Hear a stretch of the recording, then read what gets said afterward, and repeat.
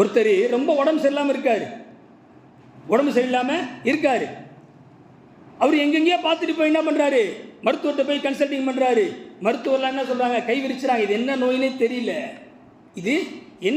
தெரியல, இது எங்கேருந்து உருவாகுதுன்னே தெரியல அப்படின்னு சொல்லி கை விரிச்சிடுறாங்க. அப்போ அவர் சொல்கிறாரு, நான் எங்களுடைய அஜர்த்துக்கிட்ட தொடர்பு கொண்டு இதற்கு என்ன மருத்துவம், இதற்கு என்ன வழின்னு சொல்லி கேட்ட பொழுது எங்களுடைய அஜர்த் சொன்னாங்க, ஒரு நாளைக்கு 5 வேளை தொழுகையிலையும் நாயகம் ரசூலை கரீம் ஸல்லல்லாஹு அலைஹி வஸல்லம், அதாவது நீங்கள் துவா எல்லாம் செஞ்சு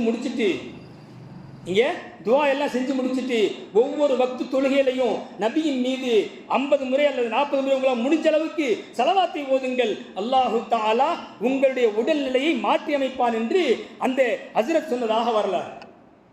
அந்த ஹஜ்ரத் சொன்ன மாதிரி அந்த நபர் செய்கின்றார். நபியின் மீது ஸலவாத்தை அதிகமாக ஓதிக்கொண்டே இருக்கின்றார். ஆச்சரியம், அந்த நோய் இருந்த இடமே தெரியல.